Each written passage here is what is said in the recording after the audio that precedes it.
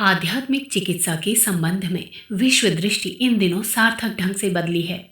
विश्व भर के मनीषियों के दृष्टिकोण आश्चर्यजनक ढंग से परिवर्तित हुए हैं। लोक दृष्टि भी इस संबंध में परिमार्जित और परिवर्तित हुई है। आज से कुछ सालों पहले आध्यात्मिक सिद्धांतों, तकनीकों और प्रयोगों को अवैज्ञानिक कहकर खारिज कर दिया जाता था। लोकमानस भी वैज्ञानिक प्रयोगशालाओं से मिली जानकारियों को जीवन के सर्वोच्च संदेश के रूप में सुनता और स्वीकारता था। पर 21वीं सदी के इन 4 सालों में स्थिति काफी कुछ बदली है। विश्व मनीषियों को लगने लगा है कि प्रायोगिक पड़ताल के बिना आध्यात्मिक दृष्टिकोण व तकनीकों को नकारना अवैज्ञानिकता की पराकाष्ठा है। इसी तरह से लोकमानस को ये अनुभूति हुई है कि प्रयोगशालाओं से मिली जानकारी में शुभ के साथ अशुभ भी मिला हुआ है और इनके अंधे उपयोग से हानियां भी संभव हैं। अनुभवों की इस श्रृंखला में कुछ और अनुभव भी हुए हैं। वैज्ञानिक चिकित्सा के सभी आयामों की अनेकों असफलताएं व भारी दुष्प्रभाव भी सामने आए।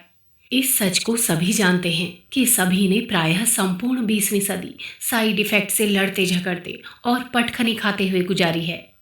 इस साइड इफेक्ट्स की वजह से ना जाने कितने मासूम मौत की नींद सोए हैं। एक बीमारी ठीक करने के चक्कर में कितनी ही नई बीमारियां उपहार में मिली हैं।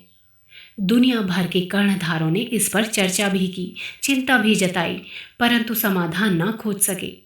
अंत में थक हार कर सभी का ध्यान वैकल्पिक चिकित्सा की ओर गया। चुंबक चिकित्सा, रंग चिकित्सा, एक्यूप्रेशर, ना जाने कितनी ही तकनीकें आजमाई गई। इसी क्रम में आध्यात्मिक तकनीकों को भी परखा गया। इससे जो नतीजे मिले उससे सभी को भारी अचरज हुआ, क्योंकि इनमें आशातीत सफलता मिली थी। और इसमें सबसे बड़ी बात तो यह है कि ये आध्यात्मिक तकनीकें अभी तक केवल आधे अधूरे ढंग से ही जांची परखी गई हैं। इन्हें अव्यवस्थित एवं अस्त व्यस्त तरीके से ही प्रयोग में लाया गया है। इनके प्रायोगिक क्रम में अभी तक इनकी वास्तविक और संपूर्ण विधि व्यवस्था तो अपनाई ही नहीं गई। इसके बावजूद मिलने वाले नतीजों ने वैज्ञानिकों को हैरान कर रखा है। इनसे मिलने वाली विश्रांति, घटने वाला तनाव, जीवनी शक्ति में भारी अभिवृद्धि आदि कुछ ऐसे परिणाम हैं जिन्होंने सभी के दृष्टिकोण को परिवर्तित किया है। कभी इसे अवैज्ञानिक कहने वाले वैज्ञानिक इसकी वैज्ञानिकता को स्वीकारने पर विवश हुए हैं। इनमें से कुछ ने तो इस बिंदु पर अपने विचारोत्तेजक निष्कर्ष भी प्रकाशित किए हैं। इन्हीं निष्कर्षों में से एक है मार्टिन रूथचाइल्ड की पुस्तक spirituality and it's scientific dimensions, यानी कि आध्यात्मिकता और इसके वैज्ञानिक आयाम। मार्टिन रूथचाइल्ड प्रख्यात न्यूरोलॉजिस्ट हैं। उनके द्वारा किए गए शोध कार्यों को विज्ञान जगत में सम्मानपूर्वक स्वीकार किया जाता है। उन्होंने अपनी पुस्तक में आध्यात्मिक दृष्टि, सिद्धांत व प्रयोगों से संबंधित कई महत्वपूर्ण बिंदुओं पर चर्चा की है। उनका कहना है, जो आध्यात्मिक सिद्धांतों की वैज्ञानिकता पर बिना किसी प्रायोगिक निष्कर्षों के प्रश्न खड़ा करते हैं, उन्हें सबसे पहले अपने वैज्ञानिक होने की जांच करनी चाहिए। रूथचाइल्ड का कहना है कि विज्ञान किसी पुस्तक या विषय का नाम नहीं है।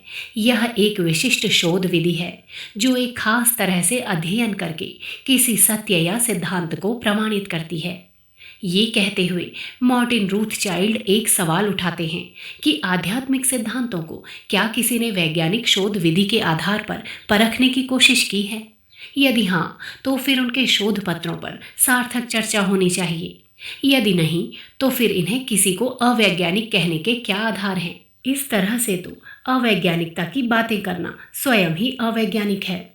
रूथचाइल्ड अपनी इसी पुस्तक के एक अन्य हिस्से में कहते हैं कि इन दिनों आध्यात्मिक चिकित्सा की ध्यान आदि जो भी तकनीकें प्रयोग में लाई जा रही हैं, उनके परिणाम उत्साहवर्धक हैं। ये न केवल चिकित्सा जगत के लिए बल्कि संपूर्ण मानवता के लिए कल्याणकारी हैं। योग और अध्यात्म की जो भी तकनीकें शारीरिक व मानसिक रोगों को ठीक करने के लिए प्रयोग में लाई जा रही हैं, उनके परिणाम किसी भी वैज्ञानिक को ये कहने पर विवश कर सकती है कि spirituality is the integral science of the future, यानी कि अध्यात्म भविष्य का संपूर्ण विज्ञान है। शारीरिक रोगों के साथ आध्यात्मिक तकनीकों के प्रयोग मनोरोगों पर भी किए गए हैं। इस संबंध में विलियम वेस्ट की पुस्तक साइकोथेरेपी एंड स्पिरिचुअलिटी पठनीय है। इस पुस्तक में विख्यात मनोचिकित्सक विलियम वेस्ट का कहना है कि अब इस जमाने में मनोचिकित्सा व आध्यात्म विद्या के बीच खड़ी दीवार टूट रही है। मनोरोगों का सही व संपूर्ण इलाज आध्यात्मिक तकनीकों के प्रयोग से ही संभव है। उन्होंने एक अन्य शोध पत्र में ये भी कहा है कि आध्यात्मिक जीवन शैली को अपनाने से लोगों को मानसिक रोगों की संभावना नहीं रहती। इस क्रम में उन्होंने प्रार्थना व ध्यान को मनोरोगों की कारगर औषधि बताया है। आध्यात्म चिकित्सा के संबंध में विश्व दृष्टि को परिवर्तित करने वालों में डॉक्टर ब्रायन वीज का नाम उल्लेखनीय है।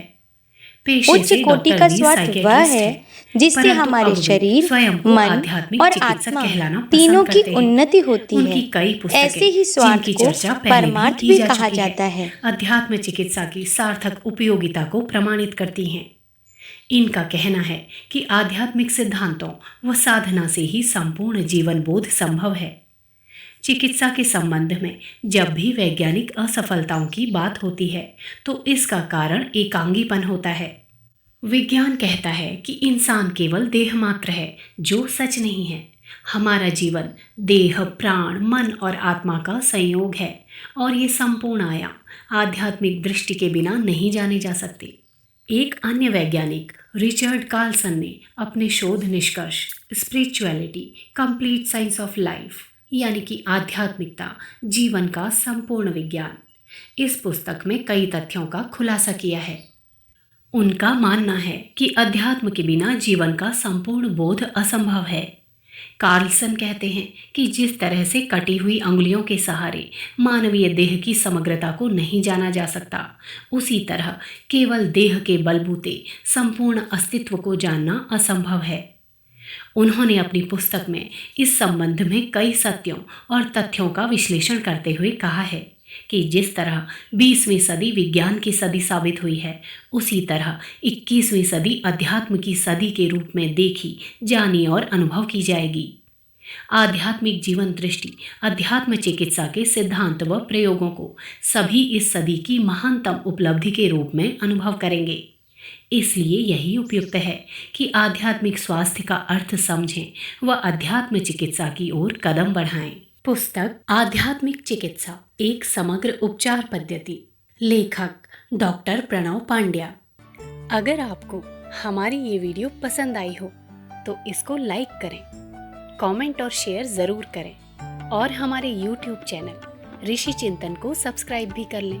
साथ ही बेल आइकन को भी दबाएं ताकि आपको आने वाली वीडियोस की नोटिफिकेशंस मिलती रहें। धन्यवाद।